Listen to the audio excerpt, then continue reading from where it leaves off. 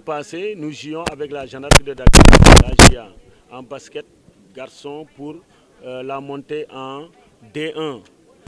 Et le match était programmé à 19h finalement. Ça a démarré à 22h passées, ce qui me caractérise aussi le manque d'organisation et l'amateurisme de la fédération et de son équipe. Et à la fin du temps réglementaire, il restait 0 seconde et l'ISEG menait par 68 à 67. Il restait 3 tiers de seconde. Ils ont dit 9 tiers de seconde, mais c'était 3 tiers. Tout le monde l'a vu sur le tableau. On ne peut pas tromper les gens. Et quand restait ces 3 tiers, d'après le règlement même, en matière de tiers, il ne peut pas y avoir de panier. En matière de tiers. Même en une seconde, aux États-Unis, pays du grand basket, quand il reste une seconde, avec une seconde, vous pouvez faire une remise et marquer un panier. Dès que vous refusez la balle, c'est plus d'une seconde. Et ici, on n'était même pas à une seconde. On n'était même pas à moitié de seconde. On n'était même pas à pas de dixième de seconde. Mais on était à 3 tiers. Donc, en faisant la passe déjà, avant de recevoir, le match est terminé. Mais on a permis à un joueur de la GIA qui a reçu la remise, le numéro 13, de recevoir d'abord les 2 pieds sur terre, de feinter notre joueur, d'armer et de tirer. On était à plus de 5 secondes, alors qu'il restait des tiers.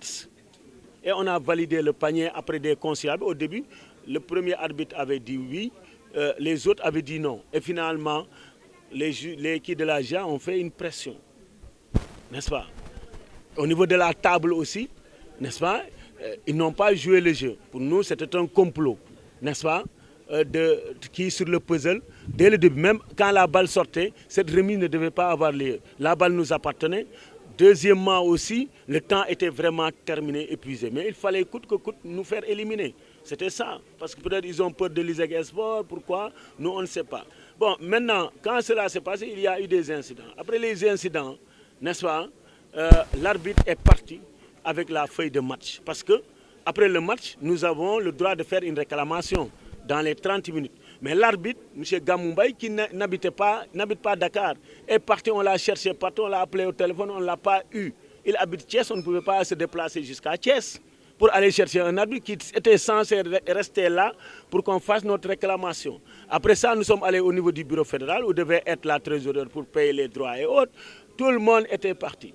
Il n'y avait personne, alors ils ont eu un retard de plus de 3 heures de temps. Donc ils sont comptables de toutes les conséquences de cela. Et après, nous avons finalement rencontré le secrétaire général par hasard. Et quand on l'a rencontré, il ne voulait pas prendre aussi notre réclamation et notre argent. Nous avons envoyé par courrier électronique. Voilà ce qui s'est passé. Et ils ont dit, oui, c'est irrecevable parce qu'il n'y avait pas l'équipe de 5 000 francs. Pour l'ISEG qui a dépensé des millions. On ne pouvait pas, avec la cotisation de nos étudiants et autres, pour faire jouer plus de 80 matchs à Dakar, un championnat régional, et soutenir les autres régions parce que nous avons des implantations partout. Parce que nous, vraiment, ce qui est important pour nous, c'est l'épanouissement de la jeunesse sénégalaise. Voilà, c'est leur formation et autres. Vous avez indexé du doigt le président de la Fédération de basketball, M. Babacar Ndiaye, et pourquoi? Pourquoi M. Babacar Ndiaye? Parce que c'est lui qui est à la tête de tout cela. Je l'ai appelé pour lui faire part de la situation. Parce qu'il a mis en place un système de magouille et de corruption. Parce que ce comité, le litige doit être tranché par le bureau fédéral. Ce n'était pas le bureau fédéral qui était là-bas. Ou bien par la commission juridique. Ce n'était pas la commission juridique qui était là-bas.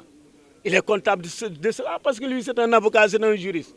Comment il peut dérégler vraiment les règles du règlement sportif du tournoi? Dans le tournoi, on ne nous avait pas parlé qu'il y avait un comité d'organisation qui allait trancher. Et dans ce comité-là, qui est illégal, il y avait des gens qui ne devaient pas y figurer. Samba Gueye, Babadem, Maguette Diop, Atouman Gaye, Djabar, et j'en passe. Donc c'est un comité illégal qui n'a pas atteint ce quorum. N'est-ce pas? Et nous disons que ça, c'est du sabotage. Parce qu'ils voulaient nous éliminer, parce qu'ils ont passé toute une journée jusqu'à la nuit, n'est-ce pas, 4 heures, presque 5 heures moins, pour envoyer par courrier électronique un PV. Jusqu'à présent, ils ne nous ont pas envoyé le courrier en nous-mêmes, en tant que destinataires. Ils l'ont envoyé au niveau des réseaux sociaux. Déjà à 0h40, n'est-ce pas, il y avait une publication du PV qu'on n'avait pas encore reçue. Je dis que ces gens-là sont des saboteurs. Vous les accusez d'une bande de copains. D'une bande, c'est pas seulement l'ISEC du basket. C'est plus profond. L'ISEC, c'est pas grave. On peut nous dire n'importe quoi, nous ne sommes pas parfaits. Mais c'est une bande de copains qui est en train aujourd'hui de confisquer le basketball sénégalais.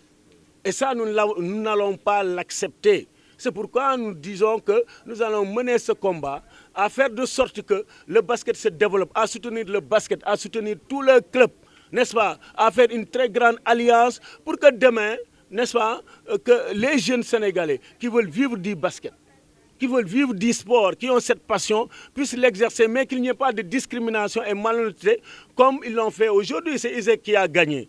À l'ISEC, ce sont des jeunes étudiants qui sont là, qui aiment le basket. N'est-ce pas? Aujourd'hui, on leur prive de montrer leur talent et leur passion au détriment d'autres personnes qui ne devaient pas y être. La personne à la bonne place. C'est pourquoi nous, on se dit, mais c'est une question de principe et de valeur que nous défendons. Et que Babacar Ndiaye, n'est-ce pas, et sa bande sont des incompétents et nous le disons. Et ça, c'est la grande majorité silencieuse du basketball sénégalais. Tous les clubs qui le disent, qu'ils attendent le jour J, vraiment pour réagir. Et nous, maintenant, nous tendons la main à tout le monde, n'est-ce pas, pour faire de sorte que le basketball, le sport au Sénégal puisse se développer. Est-ce que vous avez eu le soutien des autres équipes par rapport à cette situation? Oui, nous avons, bien sûr, beaucoup nous ont soutenus, hein, beaucoup de clubs, je ne veux pas dire leur nom ici. Les gens étaient scandalisés. Le milieu du basket était scandalisé. Les amateurs, les arbitres, les présidents d'autres clubs, les amateurs ont dit qu'ils n'ont jamais vu, n'est-ce pas, dans le monde, en matière de tierces, ils ont dit 9 tierces, c'était faux. Et je dis c'est faux, ce n'est pas la vérité. C'était 3 tierces. Ils n'ont jamais vu 3 tierces où une personne peut recevoir la balle, feinter, alors que ça ne fait même pas, ça ne fait pas une seconde. Donc, nous, on nous a confisqué notre victoire, n'est-ce pas? Jusqu'où comptez-vous continuer donc avec ce combat par rapport à ce contentieux? Oui, en ce contentieux, nous allons saisir les tribunaux. Nous pouvons même aller jusqu'au tribunal arbitral international parce que nous avons saisi nos avocats de Paris et de Genève, n'est-ce pas, pour leur faire part de la situation. Et maintenant, comme c'est un problème de juristes, nous allons laisser, n'est-ce pas, la latitude vraiment d'attaquer cette fédération. Pourquoi on fait perdre? C'est une question de principe, n'est-ce pas? Si c'était un autre club, si on me compte, j'allais faire la même chose. Ce n'est pas que seulement c'est Isaac Esport, mais c'est la malhonnêteté, n'est-ce pas, des gens de cette fédération. Ce sont les magouilles. C'est l'incompétence, n'est-ce pas, de cette fédération qui fait que nous, on dit non, du président de la fédération. Mais il y a d'autres personnes qui sont très nobles, des présidents de clubs. Il y a eu tellement d'abus cette année, ces dernières années, depuis son mandat, énormément la violence dans les stades que Babacar Ndiaye n'arrive pas à arrêter. Est-ce qu'il n'est pas aussi temps que les clubs prennent les précautions, donc en sachant qu'il y a Mogui au sein de ce championnat, bien avant que vous alliez donc aux compétitions? Bien sûr, nous allons prendre nos responsabilités. C'est pourquoi aujourd'hui on a fait cette conférence de presse qui est le premier jalon. Maintenant, nous allons poser d'autres actions dans le but de préserver notre basket, n'est-ce pas, de garantir véritablement la qualité dans ce basketball. Sinon, il arrivera un moment, et aujourd'hui c'est le cas du Sénégal, vous n'avez pas plus de pivot, vous n'avez pas de grande, on est obligé d'aller importer des joueurs et des joueuses dans les autres pays. Pourquoi? Alors que le Sénégal regorge de talent. Le Sénégal est donné des joueurs un peu partout à travers le monde. Maintenant, on a n'importe. Pourquoi? Parce que la politique à la base n'a pas été menée, n'est-ce pas, au sein de la fédération. Ce qui les intéresse, ce sont les voyages et les per diem, n'est-ce pas? Mais ce n'est pas le développement du basket pur et dur.